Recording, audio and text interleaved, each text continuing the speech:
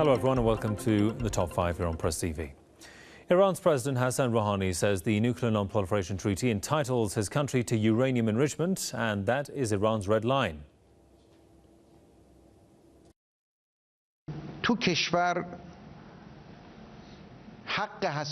Our nuclear right is being practiced with more transparency and with full force. Nuclear enrichment, which is part of that, continues even today and will continue in the future. Enrichment will never stop. This is our red line. Enrichment in Iran will never stop. This is the red line. On the issue of our nuclear program, the first step has been taken. Undoubtedly, Iran has shaken the foundations of the sanctions regime. Rouhani said enrichment is a right not banned under international law. He stressed that his administration managed to neutralize a rift of unilateral and multilateral sanctions imposed on Iran. He was briefing the Iranian nation on his first 100th day since he took office. The Iranian president also said the country's enemies that tried to spread Iranophobia across the world are isolated more than ever.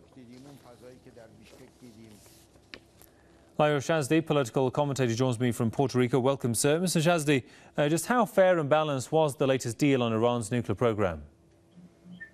Well, it's just a first step, but Iran has certainly to defend its sovereign right according to the Non-Proliferation Treaty, to be able to enrich uranium. The levels of enrichment that can be negotiated, but certainly the capacity should not be negotiated. The United States position, we should be considered as preliminary, because this is the first stage of the negotiation process for a more permanent agreement, said that, well, that the latest agreement doesn't guarantee or recognize officially that Iran can enrich uranium, but it de facto it does, because it has acknowledged that Iran has done it and that it certainly has the capability to do so.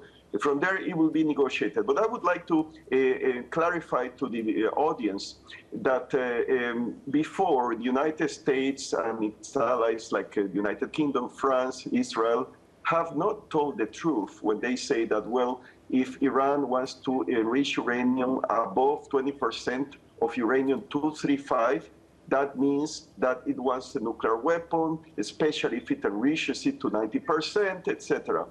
I should say that the technical or professional opinion is that if you want to produce medical isotopes, to use in hospitals, to make them in the most efficient, faster, less costly, and in greater quantities, in the best manner possible, you need to have uranium enriched to 93.3%, which is true, is the same that could be used for a nuclear weapon, but is also true that is the best way to produce medical isotopes. And I should say that Canada has the Chalk River reactor that is still producing until 2016 highly enriched uranium, from which is producing between a third and a half of the entire world production of medical isotopes, in particular molybdenum-99. And Iran has expressed many times from the beginning that it wants to use its research reactors to enrich uranium to produce medical isotopes. Right. Another example, in the United States alone, every day, 50,000 medical isotopes, radioactive, are used daily. 25 million in the United States alone, medical isotopes a year. So Iran, that has close to 80 million people, it has a right to produce its own medical isotopes. Now, that can also be negotiated. If the United States stressed that there shouldn't be highly enriched uranium to produce medical isotopes in Iran, the United States is now developing new technology that it should share for free with Iran. Like, for instance, use a research reactor to produce molybdenum-99 medical isotope from low enriched uranium, or to use a particle accelerators, like Right. cyclotrons, circular accelerators, to produce medical isotopes All right, from Mr. low-enriched Shazdi. uranium or medical isotopes from natural molybdenum. The same. Use research reactors, that would be the fourth method, to get medical isotopes from natural molybdenum or from low-enriched uranium. So, in any case, these are options that Iran should stress that the United States should share with them if they want medical isotopes to be produced with low-enriched uranium or other methods. And it should also be considered that Australia has just opened a low-enriched uranium facility to produce medical isotopes en masse. South Africa is doing it already.